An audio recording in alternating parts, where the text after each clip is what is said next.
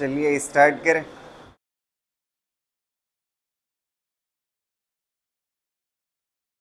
तो last class में numerical कर रहे थे हम फील्ड के ऊपर ना, तो आज भी न्यूमेरिकल ही करेंगे। ठीक।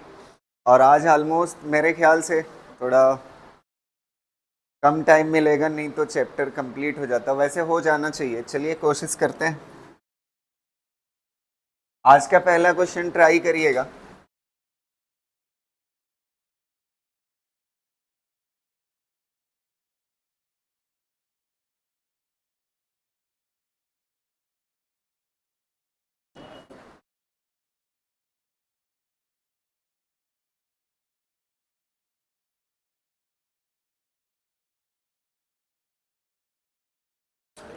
Find the magnetic field at P.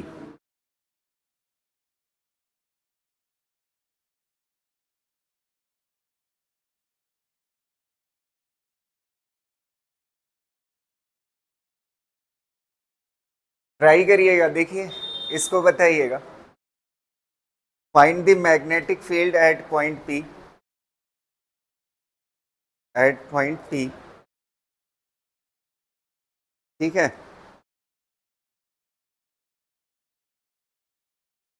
सबसे पहले एक बात हमें पता है, इस वायर की वजह से फील्ड नहीं होगी।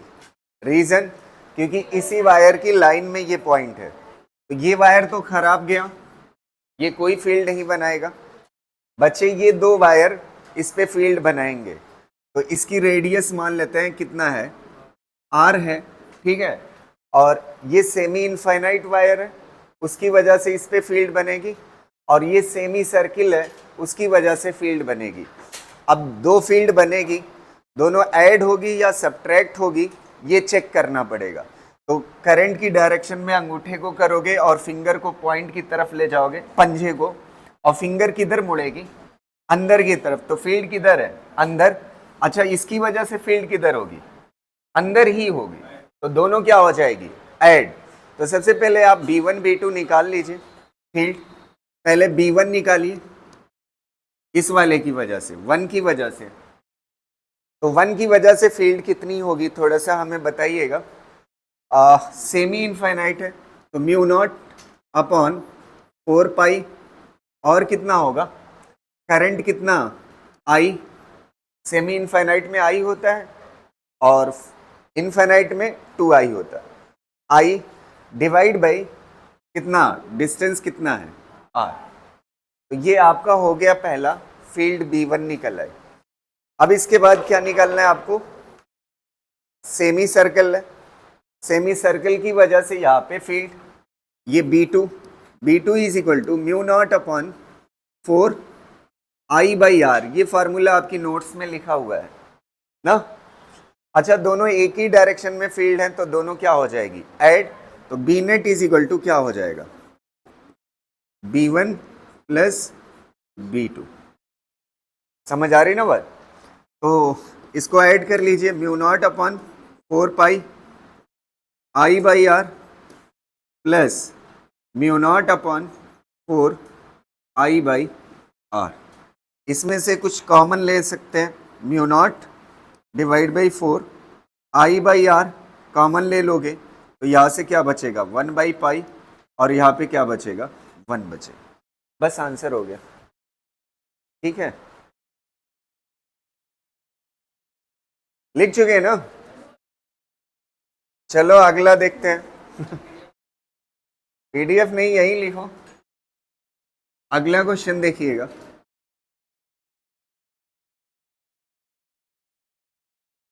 है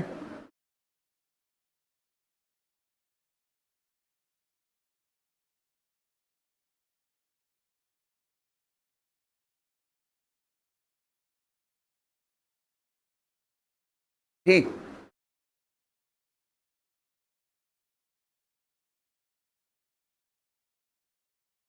find the net field at point P। Find the net field, net magnetic field, net magnetic field eight P, ठीक है।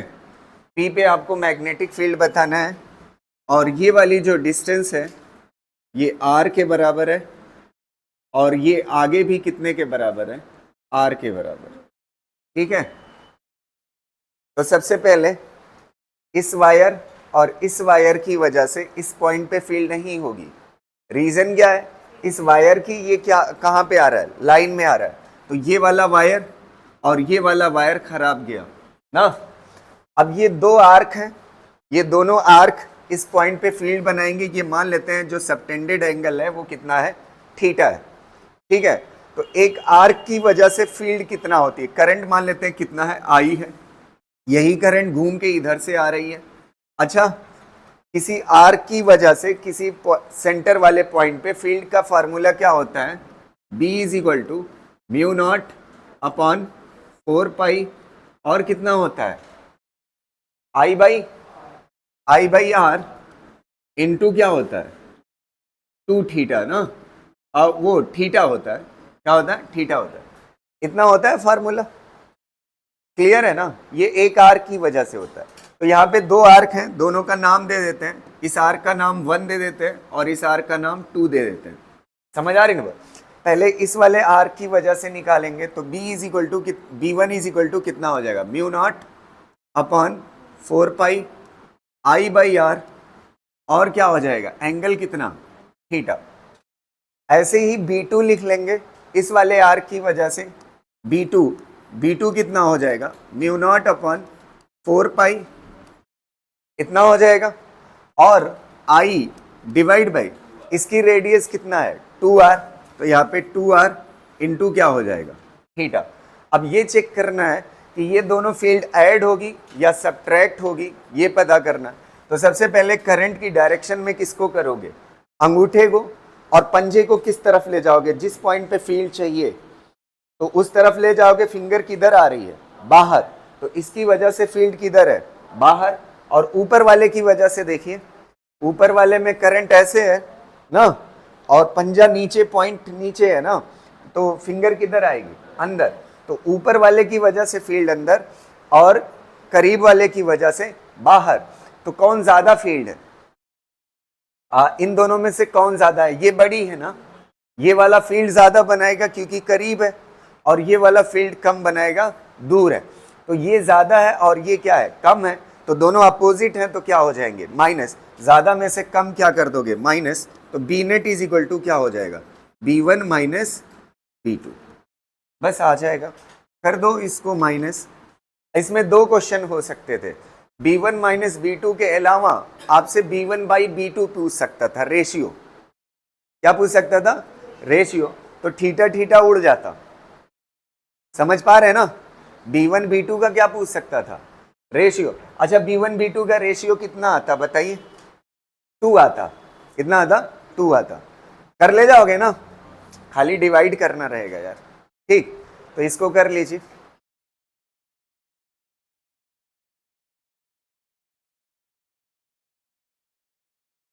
लिख चुके, नेक्स्ट बताएं।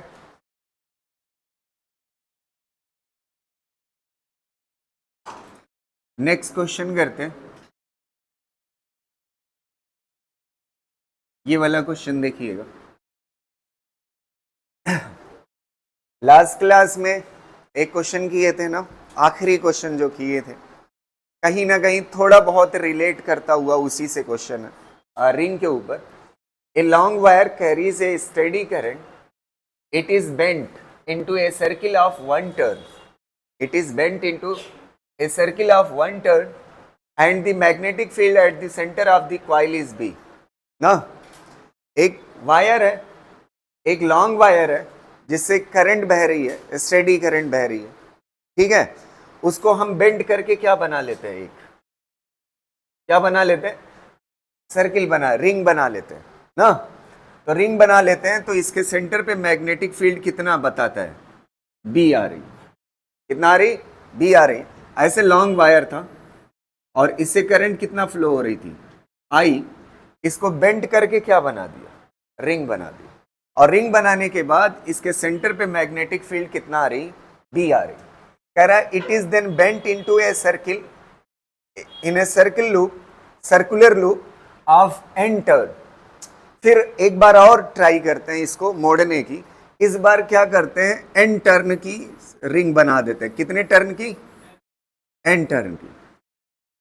पहले एक सर्किल बनाया और दोबारा क्या किया, कई राउंड बना दिया। समझ आ रहे हैं? तो इसमें टर्न कितने हैं? N turn. कितने? N turns. तो अब एन टर्न्स की बना दिया। चलिए अब कह रहा है the magnetic field at the centre of the coil will be. इसके सेंटर पे जो मैग्नेटिक फील्ड होगी वो कितना होगी? समझ आ रहे हैं? मान लेते हैं कितना है, बी डैश। इस बी डैश की वैल्यू पूछ रहा है। पहले इसी वायर को एक बार मोड़ा तो एक बड़ी सी रिंग बनी, फिर कई बार मोड़ दोगे तो छोटी सी रिंग बनेगी। तो पहले फील्ड बी थी, अब नई वाली फील्ड कितनी होगी? समझ आ रही ना? तो किसी रिंग के सेंटर पे मैग्नेटिक फील्ड का फार्मूला क्या होता है? B is equal to mu naught upon 4 pi I by R, इसकी रेडियस आर ना, आई बाई आर इंटू क्या होता है? 2 पाई ना, 2 पाई होता है। मैंने आपसे कहा था अगर आप चाहते हो तो इसको काट के कर सकते हो, कोई दिक्कत नहीं है। 2 से 2 कट जाएगा तो कितना हो जाएगा? Mu naught I divide by 2r हो जाएगा। ये हो जाएगी फील्ड इसके सेंटर पे ना। अब r देखिएगा, r किसके बराबर है? अच्छा ये जो लेंथ थी पूरी, इसकी वायर की लेंथ कितना थी? l। कितना थी? l। इसको सर्किल में मोड़ दोगे तो कितने के बराबर होगी? इस सर्किल की लेंथ कितना होती है? 2 पाई r। कितना होती है? यही होती है ना। सर्किल की लेंथ कितना होती है? तो इसी लेंथ को तो मोड़ा है, तो ये दोनों आपस में क्या होंगे? बराबर। तो r इज इक्वल टू कितने के बराबर हो जाएगा? l अपॉन 2 पाई। तो यहाँ पे r की जगह पे क्या लिख सकते हो? Mu naught I divide by 2, और r की जगह पे कितना हो जाएगा? l अपॉन, नीचे लिखने से बेहतर है 2 पाई कहाँ लिख ले? ऊपर। ये आ गया आपका 2 से 2 क्या हो जाएगा? कैंसिल। आपका क्या बचा? Mu naught I pi by l। ये फील्ड आ गई इसके सेंटर पे। समझ आ रही ना बात? अब देखो इसके सेंटर पे फील्ड पूछा है, तो इसके सेंटर पे जो फील्ड का फार्मूला होगा, एक बात मैं आपको बताऊं, एक टर्न था, एक टर्न की वजह से फील्ड कितने के बराबर होती है? रिंग के सेंटर पे इतना ना। अरे ये कट करने के बाद यही तो फाइनल रिजल्ट है। तो एक रिंग की वजह से mu naught I divide by 2, और आर क्या है? Capital R.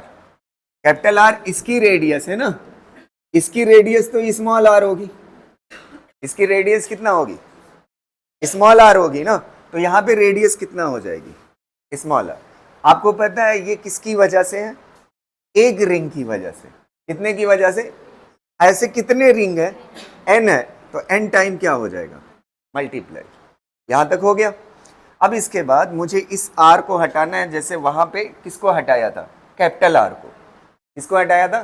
कैपिटल R को। अच्छा ये बताओ, इसी L लेंथ के वायर से ये बना है, तो L इज इक्वल टू, एक वायर की लेंथ कितने के बराबर होती है? 2 पाई स्मॉल r। इसकी रेडियस कितना है? Small r। तो 2 पाई स्मॉल r एक वायर की लेंथ है। ऐसे कितने वायर बने हैं? कितने? n। तो ये क्या हो जाएगा? n टाइम्स ना। तो अब आप देखिए यहाँ पे स्मॉल r की जगह पे क्या लिख सकते हैं? स्मॉल r की जगह पे mu naught I n divide by 2 into small r की जगह पे यहाँ पे क्या लिखा जा सकता है? l divide by 2 pi n। 2 pi n नीचे लिखने से बेहतर है कहाँ लिख लीजिए? ऊपर 2 पाई n। अच्छा n इंटू n क्या हो जाएगा? n square. और बच क्या क्या रहा है वो देख लीजिए। म्यू नॉट, अच्छा 2 से 2 क्या हो जाएगा? कैंसिल। n स्क्वायर तो निपटा दिया। म्यू नॉट आई, और क्या बच रहा है? Pi divide by l। इतना बच रहा है ना। ये कौन सी फील्ड है? B dash. अच्छा इतना हिस्सा देखिए कितने के बराबर है? जो इसके सेंटर पे फील्ड थी ना बी के बराबर, तो आंसर क्या हो जाएगा? n square times B. मतलब जो पहले फील्ड थी उसका कितना हो जाएगी? n square time. अब इसको सॉल्व करके मैंने दिखा दिया। तो सॉल्व करने का तरीका तो आप सीखिए ही, लेकिन कोशिश करिए कि अगर आपको रट जाए प्रैक्टिस से। अगर सेम वायर से एक रिंग बनाते हैं तो उसके सेंटर पे फील्ड बी है, और अगर एन रिंग बनाते हैं उसी लेंथ से तो उसके सेंटर पे फील्ड जो होगी वो एन स्क्वायर टाइम्स ज्यादा होगी, एन स्क्वायर टाइम्स ज्यादा। अगर मान लेते हैं, एक मिनट आंसर दीजिएगा, अगर इसी लेंथ से एक रिंग बनाया, फिर इसी लेंथ से दो रिंग बनाया, तो इसके सेंटर पे फील्ड कितना होगी? 4 टाइम्स होगी। इसके सेंटर के कंपैरिजन में कितना टाइम्स होगी? 4 टाइम्स होगी। तो सिंपल सा याद रहेगा तो जल्दी हो जाएगा। ठीक है, कर लीजिए इसको।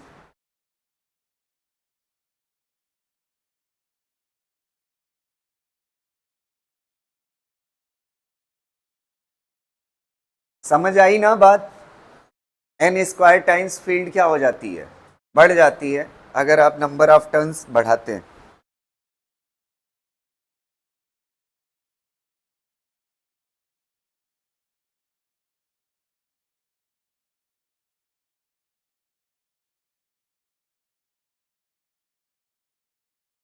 देखो लिख, हो गया ठीक।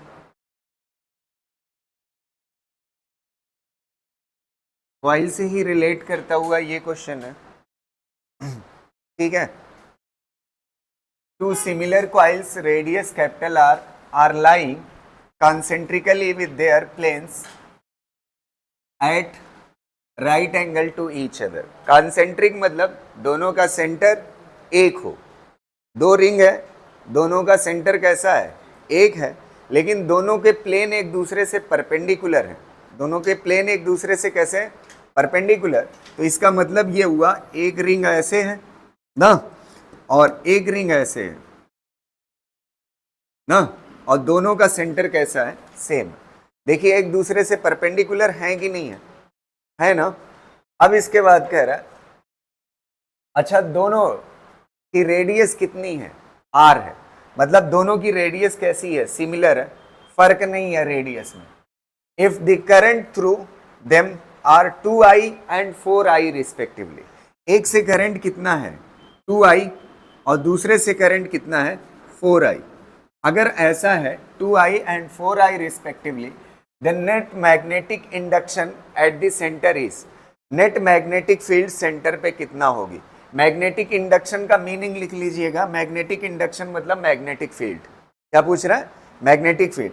तो आपसे सेंटर पे मैग्नेटिक फील्ड पूछ रहा है। एक मिनट ध्यान से सुनिएगा।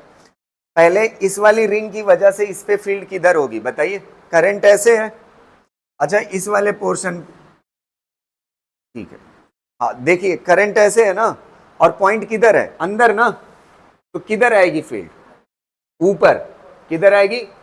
तो इस वाले 2i की वजह से फील्ड किधर है? ऊपर। और इस वाले की वजह से किधर? बाहर। ऐसे करंट है ना, और पॉइंट कहां है? अंदर। ये दोनों लाइनें जहां पे 2i और 4i लिखा हुआ है, ये बाहर की तरफ है ना, तो पॉइंट कहां पे होगा? अंदर होगा। तो फील्ड किधर आएगी? इधर। तो 2i की वजह से फील्ड किधर आ रही है? ऊपर। ये किसकी वजह से है? 2i की वजह से। और 4i की वजह से किधर आ रही है? हमारी तरफ आ रही है, तो ये इधर की तरफ है फील्ड। हाथ के इशारे से चेक करना है दोनों फील्ड कितने पे है? 90 पे है। तो दोनों फील्ड 90 पे है, निकाल लेते हैं। इसकी वजह, अच्छा सर्किल के सेंटर पे कितना होती है फील्ड? अभी मैंने निकाल दिया था इसको सीधा, थोड़ा mu naught upon 4 pi I by radius into 2 पाई। पाई से पाई कट कर लो, 2 से 2 कट जाएगा, तो म्यू नॉट अपॉन 2i/r। ये होता है फील्ड के सेंटर पे। देखो यहां तक क्लियर है ना? अब देखो ये एक रिंग की वजह से किसी रिंग के सेंटर पे ये मैग्नेटिक फील्ड का फार्मूला है। तो सबसे पहले इस वाली रिंग की वजह से 2i वाली फील्ड ये है ना, तो 2i वाली फील्ड लिखिएगा। b इज इक्वल टू कितना हो जाएगी? म्यू नॉट अपॉन 2, करंट कितना है? 2i ना, तो कितना हो जाएगा? 2i डिवाइड बाई कितना हो जाएगा? रेडियस कितनी है? r। ये हो गया। अच्छा ये वाली फील्ड किसकी वजह से आई थी? 4I की वजह से। तो ये वाली फील्ड लिखिएगा, B इज इक्वल टू कितना हो जाएगा, म्यू नॉट अपॉन 2, और करंट कितना 4I डिवाइड बाई कितना R। रेडियस दोनों की सेम है, 2 से 2 क्या हो जाएगा, कैंसिल, और यहाँ पे क्या कैंसिल हो रहा है, 2 2 जा ना। तो अब आप देखिएगा ये B इज इक्वल टू कितना आ गया, 2 म्यू आई बाई कितना R ना। अब यहां तक हो जाने के बाद आपको नेट फील्ड निकालना है ना, तो नेट फील्ड का फार्मूला बहुत अच्छे से आपको सीखा हुआ है।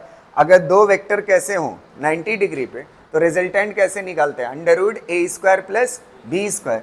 तो अंडर रूट ए, ये वाली फील्ड कितना है, mu naught I divide by R का क्या हो जाएगा, whole square, plus 2 mu naught I divide by R का क्या हो जाएगा, होल स्क्वायर ना। अगर इक्वल होते तो बड़ी आसानी से कर देते, √2 लगा देते, बस हो जाता, लेकिन इक्वल नहीं है दोनों फील्ड ना। अब इसके बाद इसको सॉल्व कर लो, क्या चीज कॉमन हो सकती है, mu naught I upon R का होल स्क्वायर क्या हो जाएगा, कॉमन।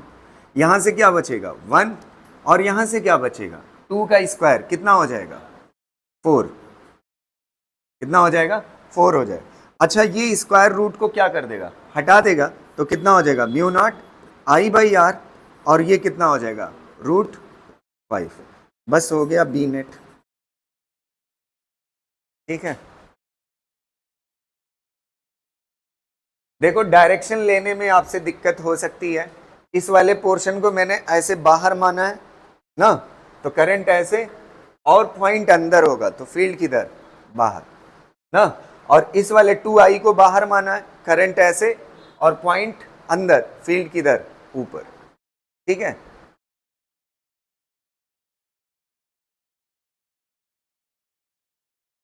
हो जाएगा ना।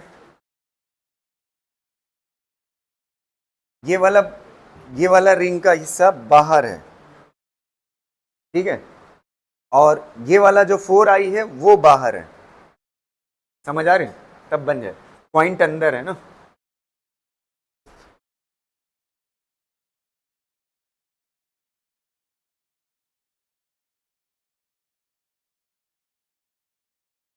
यहां पे डॉटेड कर देता हूं ना, ये डॉटेड मतलब होता है अंदर वाला,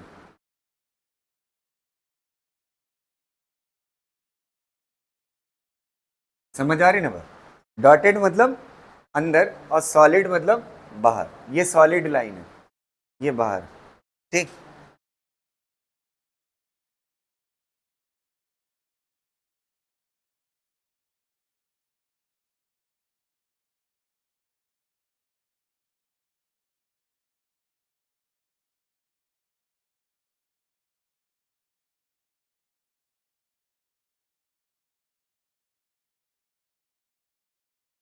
देखो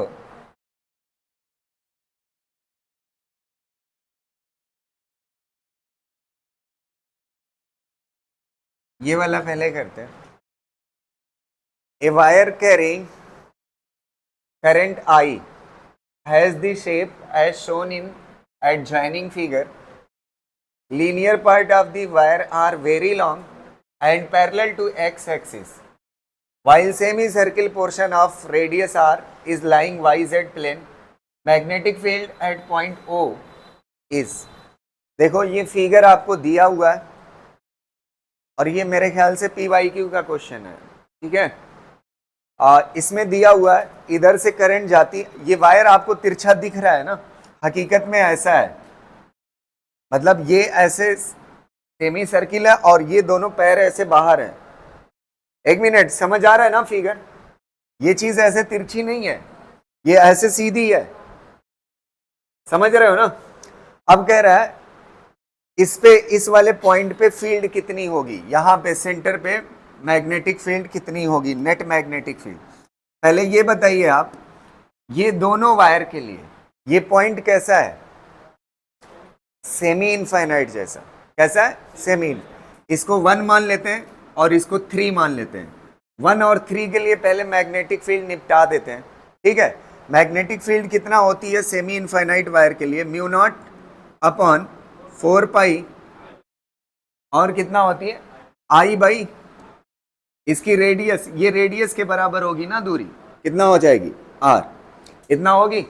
अब ये चीज देखना है डायरेक्शन किधर होगी, करंट कैसे है, ऐसे अंदर, और पॉइंट इधर की तरफ है, फिंगर किधर मुड़ेगी, नीचे, ऊपर प्लस जेड है तो नीचे क्या होगा, माइनस जेड को वेक्टर में कैसे दिखाते हो, माइनस के कैप,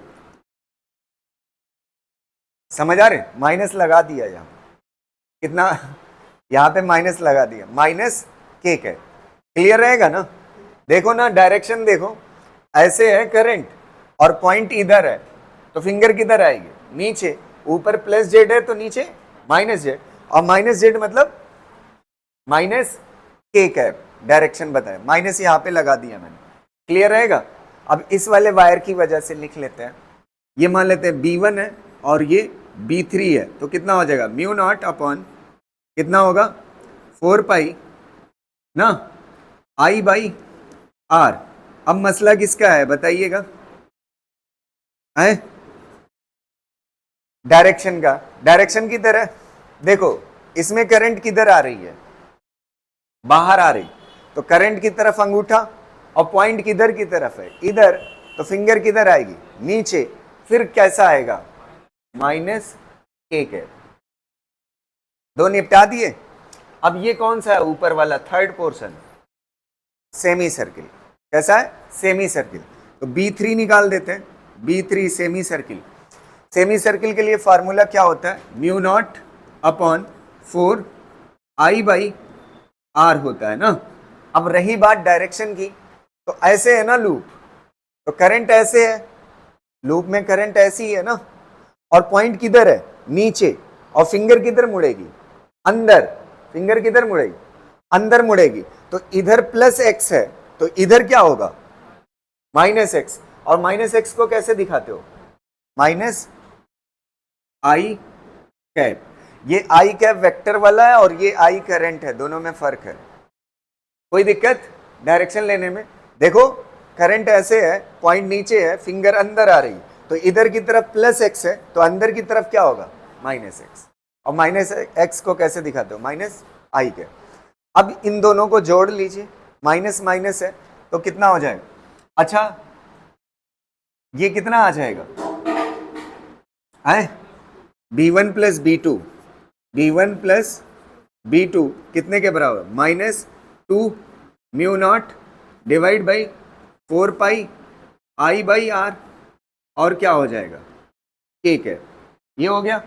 और B3 आपका लिखा हुआ है, ठीक है, नेट निकालना है तो रिजल्टेंट नहीं निकाला, वेक्टर फॉर्म में पूछा है, कैसे पूछा है, वेक्टर फॉर्म में, सिंपली इसको भी क्या कर दोगे, ऐड, तो B net is equal to क्या हो जाएगा, B net is equal to ये minus 2 mu naught upon 4 pi I by R K cap minus वो कितना हो जाएगा, mu naught upon 4 I by R, और यहाँ पे क्या हो जाएगा, I कैप। अब देखो ऑप्शन में अगर आप देखोगे, ऑप्शन से जाओगे तो यहाँ पे कॉमन क्या लिया जा रहा है, क्या लिया जा रहा है सारे ऑप्शन में, है mu not I divide by 4 pi R, तो यहां से कॉमन लीजिए, mu naught I divide by 4 pi R, क्या कर लीजिए, कॉमन ले लीजिए, और माइनस के साथ लीजिए क्योंकि दोनों में माइनस दिख रहा है ना, तो माइनस के साथ लोगे तो यहां पे क्या बचेगा बताइए, क्या चीज, अरे नहीं है, अभी कल एक जगह आया था, परसों की जगह पे मैंने बताया था x प्लस वाई में से अगर x कॉमन लोगे तो यहां से कितना बचेगा 1, और यहां पे y बाई एक्स, तो क्या दिक्कत है तुम्हें यार, यहां से कॉमन लेंगे तो क्या बचेगा, mu naught I divide by 4 pi R common हो जाएगा, यहां पे क्या बचेगा 2k कैप ना, और यहां पे पाई नहीं दिख रहा है ना, पाई नहीं दिख रहा है तो यहां पे कितना हो जाएगा, plus 1 by pi I cap.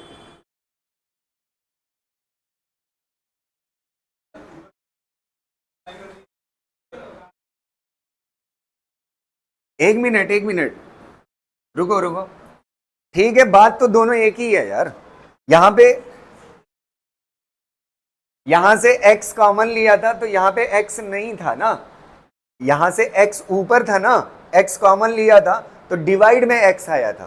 किसमें आया था? डिवाइड में। तो यहां पे डिवाइड में पाई है ना, तो किधर आएगा? मल्टीप्लाई में, पाई आई के। तुम लोग के चक्कर में गड़बड़ा है, बस हो गया आंसर। अगर आप चाहते हो पाई पाई से मल्टीप्लाई कर लो, कोई फर्क। एक मिनट सुनो बे, अगर आप चाहते हो पाई से मल्टीप्लाई और पाई से क्या कर लो? डिवाइड।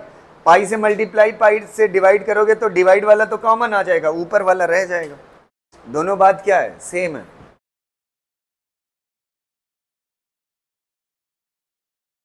बताओ, कॉमन नहीं आता लेना, नीट की तैयारी कर रहे हैं।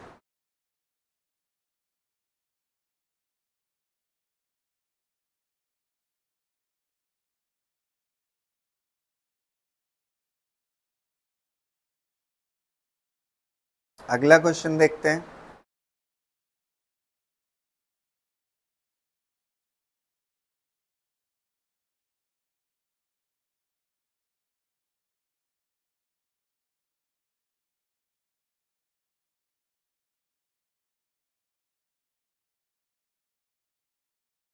ये वाला, a current loop consists of two identical semicircular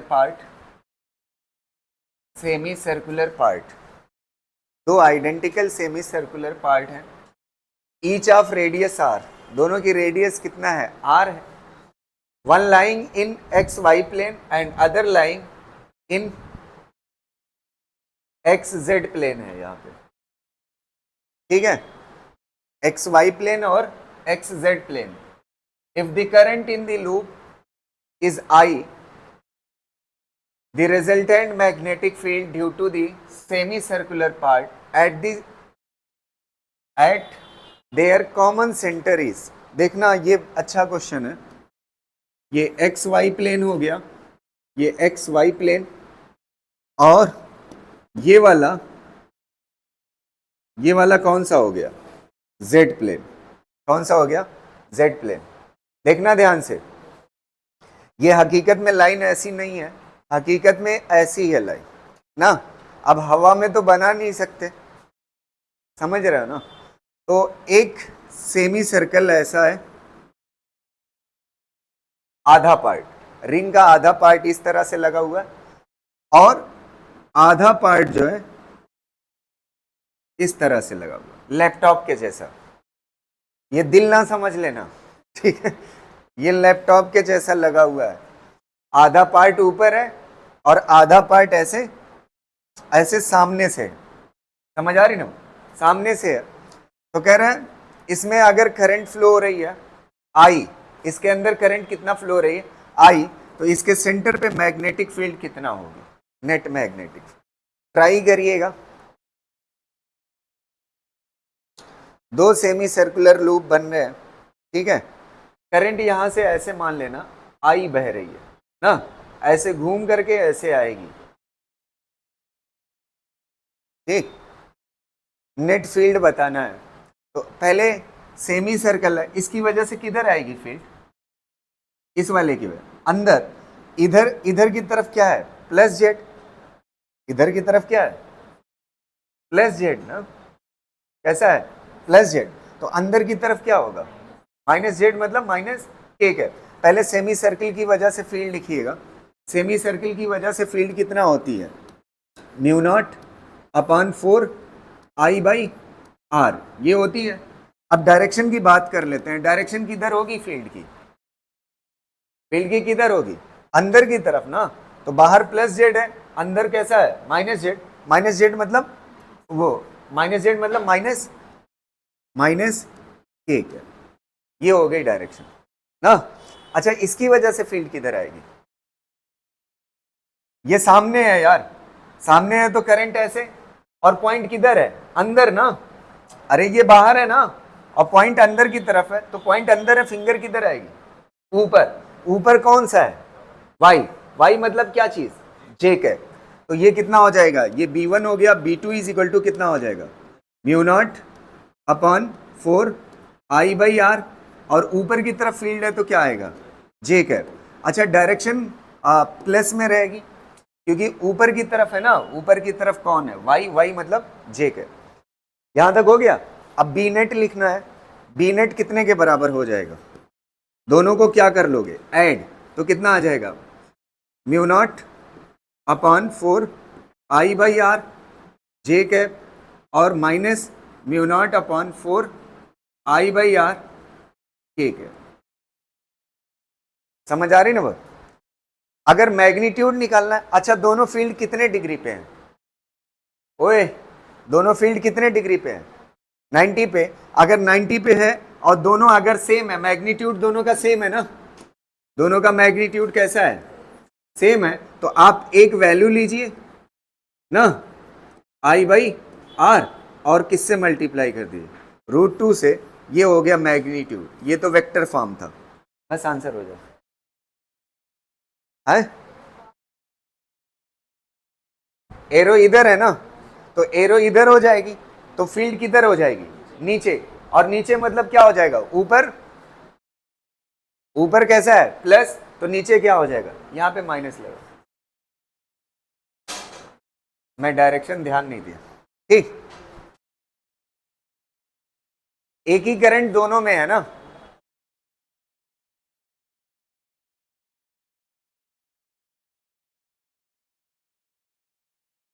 गया,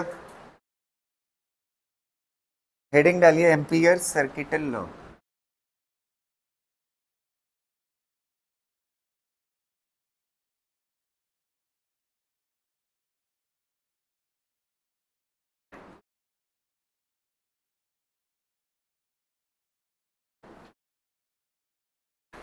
ठीक है, ये कुछ हद तक किससे मिलता, मतलब जैसे इलेक्ट्रोस्टैट में हमने गॉस लॉ पढ़ा था, क्या पढ़ा था, गॉस लॉ। गॉस लॉ क्या काम करता था, इलेक्ट्रिक फील्ड बताता था, क्या बताते थे, गॉस लॉ के यूज से इलेक्ट्रिक फील्ड हम जानते थे। तो ऐसे ही एम्पियर सर्किटल लॉ से क्या जानेंगे, मैग्नेटिक फील्ड, क्या जानेंगे हम, मैग्नेटिक फील्ड, मैग्नेटिक फील्ड। देखो इसका बहुत ज्यादा हम यूज नहीं करेंगे, बस थोड़ा सा मैं सिखा देता हूं आपको, ठीक है। अच्छा उसमें अगर आपको याद हो इलेक्ट्रोस्टैट के चैप्टर में गॉस लॉ जो हम पढ़े थे, गॉस लॉ क्या होता था, close surface E dot D S बराबर होता था Q inside divide by epsilon not ना, और ds को जब डॉट को ओपन करते थे तो ये क्या हो जाता, E ds cos theta is equal to Q inside divide by epsilon. इसका मतलब ये होता था गॉस लॉ में ये जो चार्ज होता था ना, जैसे मान लेते हैं ये क्लोज सरफेस है, स्फीयर है, क्या है, क्लोज सरफेस, यहाँ पे दो चार्ज रखे हुए हैं Q1 Q2 और बाहर एक चार्ज रखा हुआ है Q3 ना। तो गॉस लॉ में जो चार्ज लिया जाता था वो इनसाइड लिया जाता था, इनसाइड चार्ज कितने के बराबर होगा, यहाँ पे चार्ज कितने के बराबर, Q1 प्लस Q2 के। अगर यहीं पे एक माइनस Q4 करके होता चार्ज, तब यहाँ पे Q इनसाइड कितना होता, Q1 plus Q2 minus Q3, ये Q इनसाइड चार्ज होता। बाहर वाला चार्ज फ्लक्स नहीं बनाता था ना, याद है ना गॉस लॉ थोड़ा बहुत। अच्छा बाहर वाले चार्ज से कोई लेना देना नहीं होता, सिर्फ अंदर वाले चार्ज से मतलब होता है। तो चार्ज की वजह से इलेक्ट्रिक फील्ड होती थी, और वायर से करंट अगर फ्लो होती है तो क्या बनती है, मैग्नेटिक फील्ड, क्या बनती है, मैग्नेटिक फील्ड। तो यहाँ पे चार्ज होता था, यहाँ पे क्या होगा, वायर से क्या फ्लो होगी, करंट होगी। अच्छा यहाँ पे कैसी सरफेस लेते थे, क्लोज सरफेस, कैसी लेते थे, क्लोज। यहाँ पे लूप लेंगे, लूप और क्लोज सरफेस में फर्क समझिएगा। एग्जांपल मैं दे रहा हूं, जैसे स्फीयर है, क्यूब है, ये सब क्या है, क्यूब मतलब ये मान लेते हैं कमरा है, कमरा कैसा है, क्लोज सरफेस है ना, कैसा है, क्लोज सरफेस। तो ये सब क्लोज सरफेस है, लेकिन रिंग है और क्या है, रेक्टेंगल है, स्क्वायर है, ये सब क्या है, लूप है। तो इसमें जो होता था क्लोज सरफेस होती थी, और जो एम्पियर सर्किटल लॉ होगा इसमें क्या लेंगे, लूप लेंगे, और इसका जो फार्मूला होगा ई की जगह पे जानते हैं क्या आएगा, बी आएगा, ई की जगह पे क्या आएगा, बी। और लूप में क्या होता था, सरफेस एरिया, वो सॉरी क्या कहते हैं, क्लोज सरफेस में क्या होता था, सरफेस एरिया, और लूप में क्या होगी, लेंथ। तो यहाँ पे क्या होगा, dl is equal to Q inside की जगह पे क्या आएगा, क्या आएगा, क्यू इनसाइड की जगह पे क्या आएगा बताइए। करंट से बनती है ना, किससे बनती है, करंट से बनती है ना, यहां तक क्लियर रहेगा ना, किससे बनती है, अरे मैग्नेटिक फील्ड किससे बनती है यार, करंट से। तो यहाँ पे क्या होगा, आई इनसाइड, और यहाँ पे डिवाइड में क्या होता था, एप्सिलॉन नॉट। अच्छा मैग्नेटिज्म में आपने कौन सा कांस्टेंट पढ़ा है, म्यू नॉट। तो यहाँ पे क्या हो जाएगा, म्यू नॉट, उसमें डिवाइड में होता था, इसमें क्या होगा, मल्टीप्लाई। समझ आ रही ना, यहाँ पे क्लोज सरफेस होती थी और यहाँ पे क्या होगा, लूप होगा, क्या होगा, लूप होगा। जैसे मान लेते हैं मिसाल के तौर पे, एक एग्जांपल मैं आपको समझाता हूँ और यहाँ से ध्यान से सुनिए, अभी कुछ लिखना नहीं है, मैं लिखाऊंगा, ठीक है। एक वायर है इनफाइनाइट लेंथ का और इससे करंट आई बह रही है, कितना बह रही है, आई बह रही है। तो अब इससे किसी डिस्टेंस r पे आपको क्या निकालना था, मैग्नेटिक फील्ड निकालना था, क्या निकालना था, मैग्नेटिक फील्ड। तो अब आप सबसे पहला काम करोगे, अगर आप एम्पियर सर्किटल लॉ का यूज करते हो, सबसे पहले आप एक लूप सेलेक्ट करोगे, एक लूप बनाओगे, और उस लूप की कुछ खासियत होनी चाहिए। मैं आपको बता रहा हूं, मैं लूप इसका रिंग के जैसा लूंगा, कैसा, रिंग के जैसा। रिंग के जैसा लेने से, अच्छा वायर से रिंग, अगर वायर सेंटर से पास हो रहा है तो उसके चारों तरफ एक रिंग हो, तो वायर से दूरी बराबर है ना, रिंग की दूरी क्या है, चारों तरफ बराबर है। अगर रिंग की दूरी बराबर है तो दूरी, हर दूरी बराबर होने की वजह से अगर इक्वल दूरी है तो फील्ड भी कैसी होगी, इक्वल होगी हर जगह। तो पहली कोशिश ये करना है लूप सेलेक्ट करते वक्त कि वहां पे फील्ड कैसी रहे, हर जगह लूप पे कांस्टेंट रहे।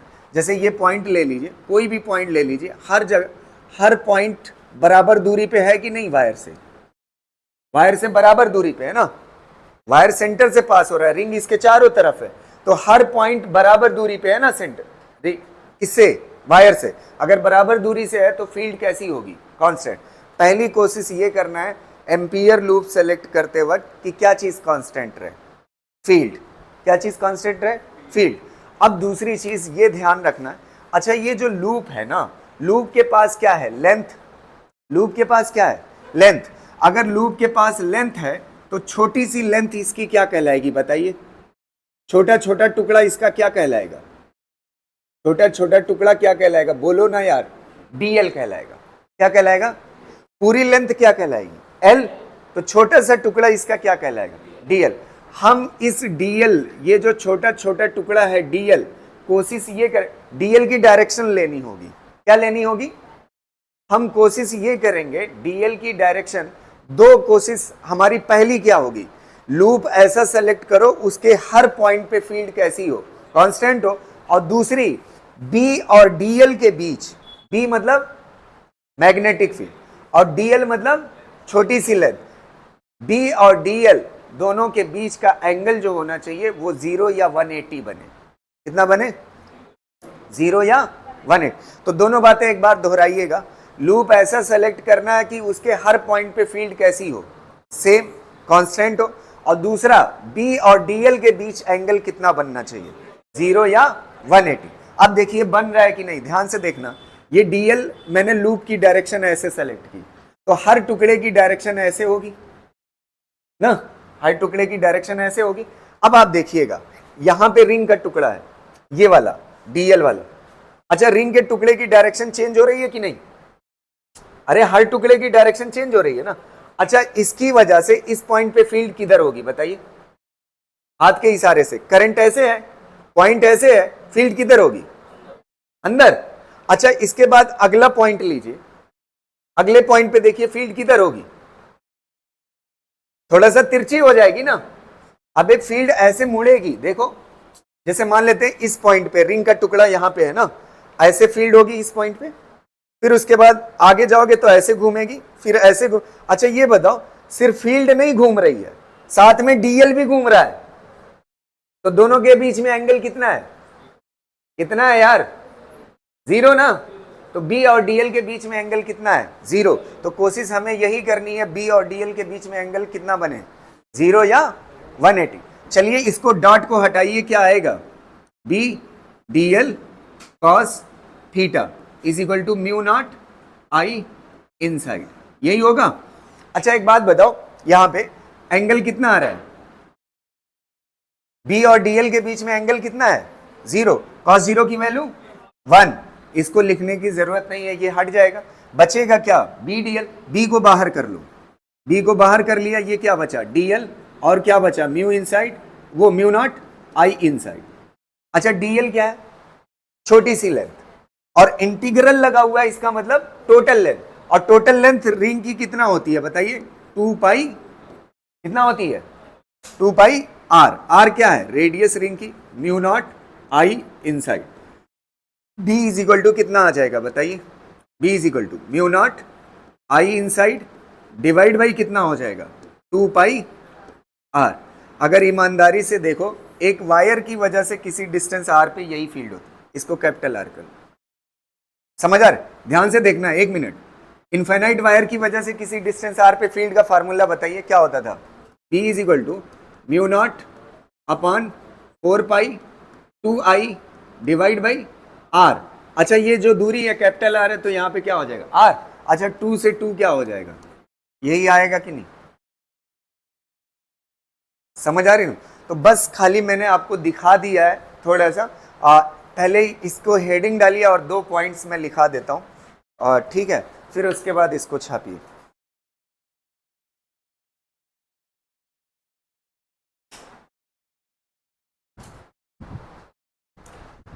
पहला पॉइंट लिखिए, ऐसा लूप सेलेक्ट करें, हिंदी में लिखिए, ऐसा लूप सेलेक्ट करें, ऐसा लूप सेलेक्ट करें, ऐसा लूप सेलेक्ट करें कि लूप के हर पॉइंट पर मैग्नेटिक फील्ड कैसी हो? कांस्टेंट हो। ऐसा लूप सेलेक्ट करें कि लूप के हर पॉइंट पे मैग्नेटिक फील्ड कैसी हो? कांस्टेंट हो। ऐसा लूप सेलेक्ट करें कि लूप के हर पॉइंट पे मैग्नेटिक फील्ड कैसी हो? कांस्टेंट हो। दूसरा पॉइंट लिखिएगा, angle between B and DL, angle between B and DL, angle between B and DL should be 0 or 180, should be 0 or 180, should be 0 or 180। Angle कितना होना चाहिए? या तो 0 बने या तो 180। समझ आ रही ना?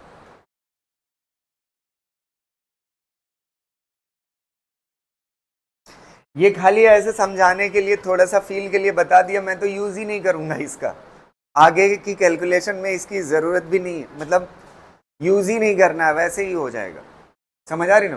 बगैर इसके हम पढ़ सकते हैं।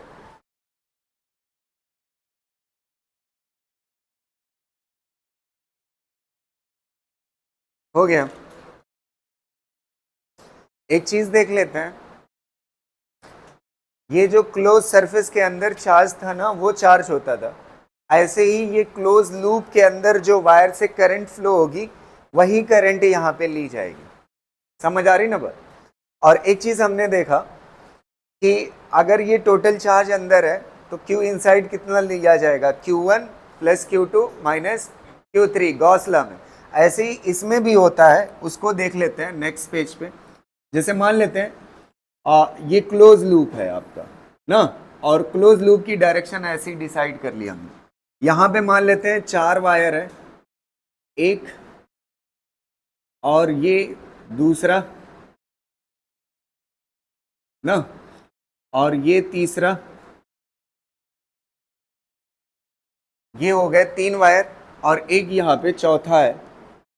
इससे करंट I4 जा रही है, इससे I1, इससे I2 और इससे I3 ना। अब आपको जाना है किससे, मतलब करंट लेना है किसके अंदर? एम्पियर सर्किटल लॉ के अंदर। और करंट जो चाहिए होती है E dl cos थीटा, और क्या होता है? Mu naught I inside, I inside चाहिए ना। अब आप देखिएगा म्यू नॉट आई इनसाइड मुझे चाहिए।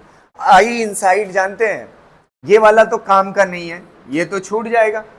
अब इसमें से डायरेक्शन मायने रखेगी, दो की ऊपर है और एक, दो की ऊपर है और एक की नीचे है, तो कैसे प्लस किसको लिया जाए और किसको माइनस लिया जाए, जैसे चार्ज वाला की है ना, उसमें चार्ज तो सीधा पता चल जाता है प्लस माइनस, इसमें कैसे पता चलेगा। तो सबसे पहले लूप की डायरेक्शन देखिए और उसकी तरफ कर्ल करिए, अंगूठा किधर आ रहा है, ऊपर, तो ऊपर वाले जितने वायर में करंट बह रही है वो पॉजिटिव साइन लिया जाएगा। कैसा लिया जाएगा, पॉजिटिव। तो ये I1 और I2 कैसे होंगे, I1 और I2 कैसे होंगे, पॉजिटिव, और I3 किधर है, नीचे, तो ये कैसा होगा, नेगेटिव। बस ये हो जाएगा, इस तरह से हम करते हैं। समझ आई बात, क्लियर रहेगा ना। ऐसे कर्ल करोगे लूप की डायरेक्शन में। अच्छा, लूप से अगर ऐसा होता इधर की तरफ डायरेक्शन होती तब I3 क्या होता, पॉजिटिव, I1 और I2 क्या होता, निगेटिव होता। समझ आ रही ना, इनसाइड करंट ये होगी।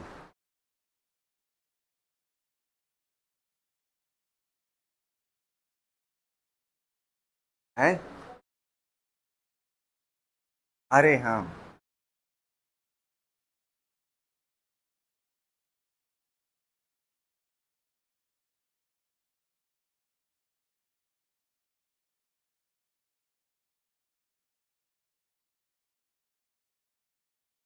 लिख चुके हैं ना। चलिए अगली चीज देखिएगा, ठीक है। ये क्वेश्चन टाइप से लिखा हुआ है, ये एम्पियर का एप्लीकेशन है, ठीक है, लेकिन एप्लीकेशन के हिसाब से नहीं, मतलब यूज नहीं करेंगे, ऐसे सीधे पढ़ लेंगे। कह रहा है find the magnetic field at inside and outside of hollow cylinder at a distance r from the center if the current is passing through the surface। Current कहाँ से पास हो रही है, सरफेस से। देखना ये सिलेंडर है, हॉलो सिलेंडर है, कैसा है, हॉलो सिलेंडर। इस हॉलो सिलेंडर की सरफेस से करंट फ्लो हो रही है, सरफेस से।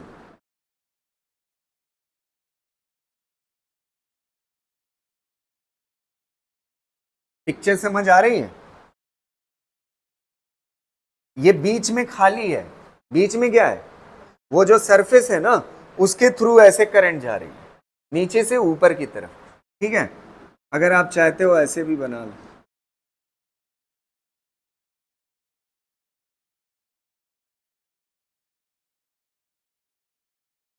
समझ आया कि नहीं। सरफेस से करंट नीचे से इन हो रही है और ऊपर से क्या हो रही है, आउट हो रही है। तो सरफेस से करंट अगर इन और आउट हो रही है ना, और इसकी रेडियस मान लेते हैं कितनी है, कैपिटल आर, कितनी है, कैपिटल आर। अब देखो 3 पॉइंट पे आपसे फील्ड पूछ सकता है, एक अगर पॉइंट कहाँ पे हो सरफेस से बाहर, और एक कहाँ पे पूछ सकता है, सरफेस पे, और एक कहाँ पे पूछ सकता है, अंदर। ये 3 पॉइंट पे फील्ड पूछेगा, समझ आ रही ना बात। तो सबसे पहले मैं आपकी जानकारी के लिए बताऊं, ध्यान से सुनना, अंदर वाले पॉइंट पे देखिए फील्ड, अंदर वाले। अच्छा, अंदर वाले पॉइंट पे जब एम्पियर लूप लोगे तो उससे कोई करंट पास हो रही है, अगर इनसाइड करंट जीरो है तो फील्ड भी क्या होगी, जीरो। तो अंदर हालो सिलेंडर के पूरा फील्ड क्या होगी, जीरो होगी। तो ये वाला जो आर है, मान लेते हैं ये स्मॉल आर जो डिस्टेंस है वो आर लेस देन क्या है, कैपिटल आर। मतलब ये जो पॉइंट है ना अंदर वाला, इसकी रेडियस कितना है सिलेंडर की, कैपिटल आर। तो कैपिटल आर से छोटा है ना, ये वाली दूरी क्या है, छोटी है। तो जब ऐसा हो इसका मतलब पॉइंट कहां पे है, सिलेंडर के अंदर, और सिलेंडर के अंदर है तो बी कितना होगा, जीरो। बी कितना होगा, जीरो। अब इस वाले पॉइंट पे फील्ड देखिएगा, इस वाले पॉइंट पे, इस वाले बाहर वाले, मतलब दूसरा पॉइंट, ये तो पहला था, दूसरा देखिएगा, अगर आर बड़ा है किससे, रेडियस इतनी ही तो है, कैपिटल आर, और ये वाली जो दूरी है ये कितने के बराबर है, कितने के बराबर, आर। इस बार आर बड़ा है कि नहीं कैपिटल आर से, अबे तुम लोग को हुआ क्या है, आर बड़ा नहीं दिख रहा है, आर बड़ा है किससे, तो पॉइंट कहां पे है, बाहर। अगर पॉइंट बाहर पे है ना, अगर पॉइंट बाहर हो और ये सिलेंडर है, अच्छा अगर सिलेंडर मान लेते हैं बलून होता, उससे हवा निकाल देते तो क्या बनता, ये वायर, क्या बनता, और किसी वायर की वजह से किसी डिस्टेंस आर पे फील्ड आप जानते हो क्या होती है, क्या होती है, B is equal to infinite wire की mu naught upon 4 pi 2 I by R, small R रहेगा, समझ आ रहा। तो मतलब ये जो हालो सिलेंडर से करंट पास हो रही है ना, अगर पॉइंट बाहर है तो ये कैसा कंसीडर किया जाएगा, वायर के जैसा, कैसा कंसीडर किया जाएगा, अगर पॉइंट कहां पे है, बाहर है। और अगर सरफेस पे पूछता है तब, सरफेस पे, तो सरफेस पे पूछेगा तो ये तीसरा पॉइंट हो जाएगा, तीसरा point B is equal to कितना हो जाएगा, म्यू नॉट अपॉन 4 पाई, और यहां पे कितना हो जाएगा 2 आई, और आर की जगह पे कितना हो जाएगा, कैपिटल। मतलब पॉइंट कहां पे है, सरफेस पे, तो इसका मतलब आर बराबर है किसके, कैपिटल। मतलब आर छोटा हो तो इसका मतलब कहां पे, आर छोटा हो कैपिटल आर से, पॉइंट कहां पे है, अंदर, तो फील्ड कितना होगी, 0। और अगर आर बड़ा हो कैपिटल आर से तो पॉइंट कहां पे होगा, बाहर, और पॉइंट बाहर होगा तो वायर वाला जो फार्मूला है वही फार्मूला लग जाएगा, और सरफेस पे होगा तो स्मॉल आर की जगह पे क्या आ जाएगा, कैपिटल आर। अब इसका ग्राफ बना लेते हैं, फील्ड वर्सेस आर ग्राफ। अच्छा ये बताओ, एक्सिस से लेकर के सेंटर तक फील्ड कैसी है, फील्ड कैसी है यार, एक्सिस से सरफेस तक कितनी है, 0, तो ये 0 हो गया। और सरफेस पे क्या होगी, मैक्सिमम, सरफेस पे क्या होगी, मैक्सिमम। फिर उसके बाद आर जैसे जैसे बढ़ेगा फील्ड वैसे वैसे क्या करेगी, घटेगी। तो ये कैसा होगा, बस ये हो गया ग्राफ।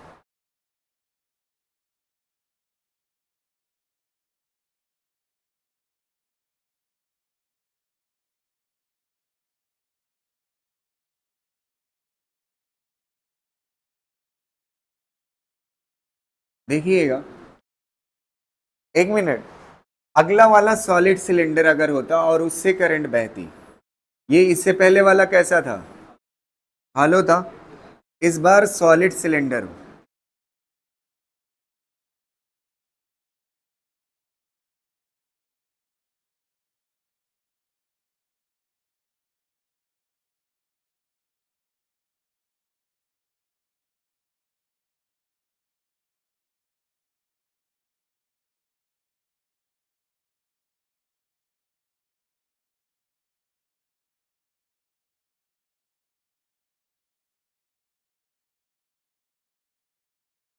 ऐसे सॉलिड सिलेंडर से इन हो करंट और उधर से क्या हो, आउट हो, और ये आपकी हो गई एक्सिस, और इसकी रेडियस कितनी हो गई, कैपिटल आर।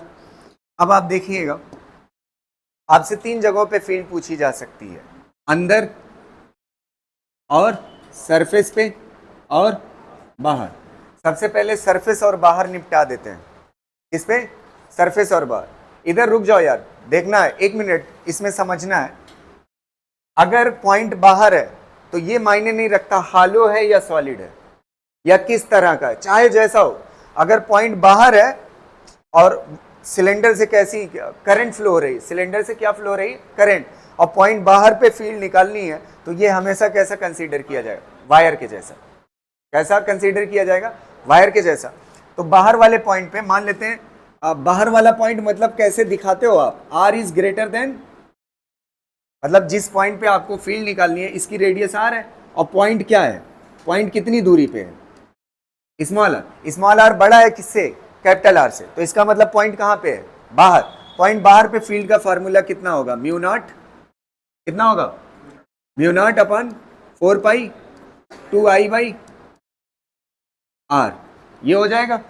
और अगर सरफेस पे बात करें तो B इज इक्वल टू कितना हो जाएगा, R इज इक्वल टू कितना, कैपिटल आर, तो B इज इक्वल टू कितना हो जाएगा, mu naught upon 4 pi I by 2 I by capital are. ये दोनों पिछला है ना, बाहर वाला सेम रहेगा। मसला कहां पे आएगा, अंदर वाला। इस बार अंदर करंट होगी, अगर एम्पीरियन लूप लोगे ना तो इसके अंदर से करंट पास होगी, करंट पास होगी तो क्या बनाएगी, फील्ड बनाए। अब इसका सीधा मैं जुगाड़ बताता हूं, ध्यान से सुनना, बढ़िया से समझिएगा, एक मिनट। अगर अंदर कहीं पे बात करोगे, ये वाली दूरी मान लेते हैं, ये वाली कितनी है, स्मॉल आर, तो इस बार स्मॉल आर क्या है स्मॉल आर क्या है, छोटा या बड़ा, छोटा है किससे, इसका मतलब पॉइंट कहां पे है, अंदर। तो पॉइंट अगर अंदर है और अंदर वाले पॉइंट पे क्या निकालनी है, फील्ड निकालनी है ना, अंदर फील्ड निकालनी है। इस बार जीरो नहीं होगा, पिछली बार क्या हो गया था, जीरो हो गया। तो इसको आप एक काम करिएगा, एक फार्मूला मैं बता रहा हूं सीधा, उससे आप रट मारिएगा। क्या होता है बी सरफेस, क्या होता है बी सरफेस, जो सरफेस पे, ये वाली फील्ड कहां पे है, सरफेस पे, जो फील्ड सरफेस पे है वो फील्ड इनटू जिस पॉइंट पे आपको चाहिए वो कितना है, small R divide by capital R, आपको ये फील्ड दे देगा कहां पे, अंदर, इनसाइड। समझ आ रही ना बात, क्लियर रहेगा ना। इसको ओपन करो, देखो फार्मूला बन जा रहा है कि नहीं, म्यू नॉट अपॉन 4 पाई और कितना 2i बाई आर, सरफेस वाला तो आपको रटा हुआ है, इनटू क्या होगा small R divide by capital R. तो ये कितना हो जाएगा, म्यू नॉट अपॉन 4 पाई और ये कितना हो जाएगा 2i divide by R square into क्या हो जाएगा स्मॉल आर, ये हो जाएगा बी इनसाइड। आपको ये रटना नहीं है, ये ला सकते हो अगर ये वाली चीज आपको याद है। समझ आ रही ना, यहां से बी सरफेस रखना सीधा आ जाएगा, डेरिवेशन मैं नहीं करा रहा। अब एक और लॉजिक बताऊं, यहां से कंपेयर करिए, यहां पे एक मिनट ध्यान से सुनना। अगर मैं यहां पे मैं एक काम करता हूं, आर से मल्टीप्लाई आर से डिवाइड कर दूं, ध्यान से देखना, आर से मल्टीप्लाई आर से डिवाइड कर दूं, इतना हिस्सा देखिए ये कितने के बराबर है, तो मतलब ये कहां पे है, आउटसाइड ना, ये कहां पे है, आउटसाइड। तो बी आउटसाइड जो होता है, बी आउटसाइड बराबर होता है किसके, B surface into R divide by small R. अगर इन दोनों को कंपैरिजन करो, इसमें देखिए बी आउटसाइड में कैपिटल आर ऊपर स्मॉल आर नीचे, और बी इनसाइड में कैपिटल आर नीचे स्मॉल आर ऊपर। और ये आर क्या है बताइए, स्मॉल आर क्या है,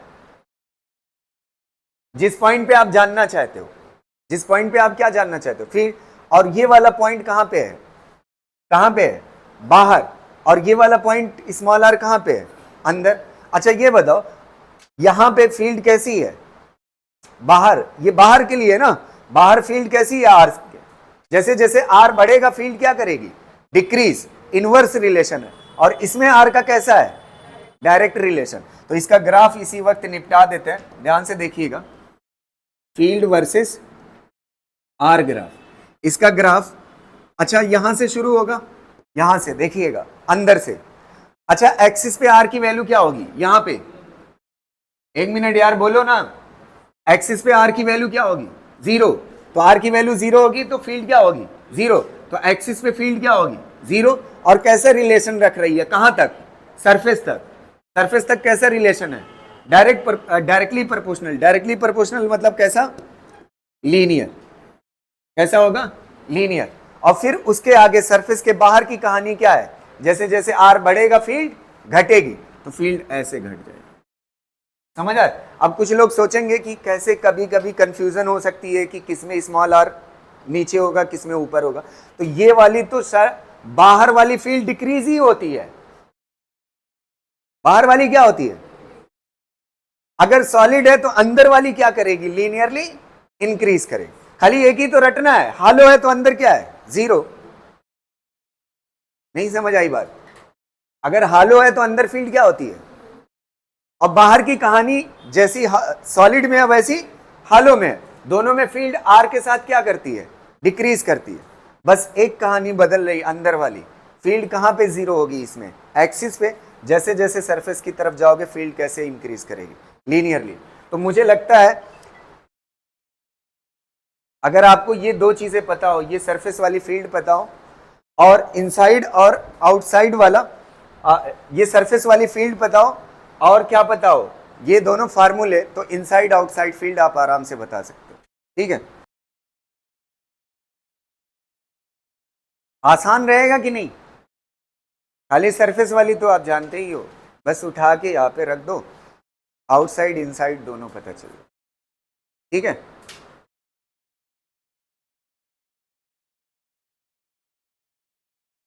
इस पे 2 क्वेश्चन मैं होमवर्क के लिए दे देता हूं, आप घर से कर लीजिएगा।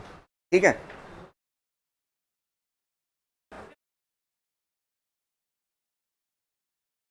चलो देखो, इस वाले क्वेश्चन को आप करिएगा।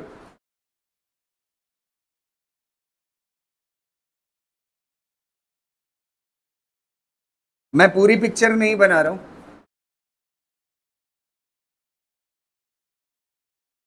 R/2 पे B की वैल्यू बताना है। इससे करंट फ्लो हो रही है, सॉलिड सिलेंडर है, कैसा है ये? सॉलिड से करंट फ्लो हो रही है, मतलब पूरे से करंट फ्लो हो रही है। तो अभी फार्मूला बताया हूं ना इनसाइड का, समझ आ रही ना बात? एक यहां पे और एक यहां पे बताइएगा, कितनी दूरी पे? 3R दूरी पे, इस पॉइंट पे B की वैल्यू बताइए। ठीक है, बस फार्मूले में क्या रखना है, स्मॉल r की जगह पे यहां पे क्या हो जाएगा, अंदर वाला फार्मूला जो है इनसाइड वाला, उसमें R/2, और जो बाहर वाला फार्मूला है उसमें कितना हो जाएगा, 3R हो जाएगा। सॉल्व करके बताइएगा आंसर। ठीक है, ये प्रैक्टिस कर लीजिएगा, बाकी इससे आगे देखेंगे कि है। हाँ, और ये वाला भी देख लीजिएगा। 1 मिनट सुन लीजिए। अच्छा, सिलेंडर 2 तरीके का पड़ा, एक सरफेस से करंट फ्लो हो रही थी और एक किससे फ्लो हो रही थी, पूरे से। अब एक हो सकता है ना, बीच से ऐसे कट करके निकाल दिया जाए, बीच से कट करके निकाल दिया जाए, तो इतने हिस्से से करंट फ्लो, ये वाला हिस्सा जो है, ये वाला ये बीच से कटा हुआ है, इस वाले हिस्से से जब करंट फ्लो होगी, समझ आ रही ना बात, तब मैग्नेटिक फील्ड अंदर बाहर क्या होगी, समझ पा रहे हैं ना? तो ये वाला कल देखेंगे, और 2 टॉपिक और बचा हुआ है, सोलेनाइड और टोराइड। कल 1 घंटे में खत्म हो जाएगा और नया चैप्टर शुरू हो जाएगा। ठीक है, ठीक है, थैंक यू।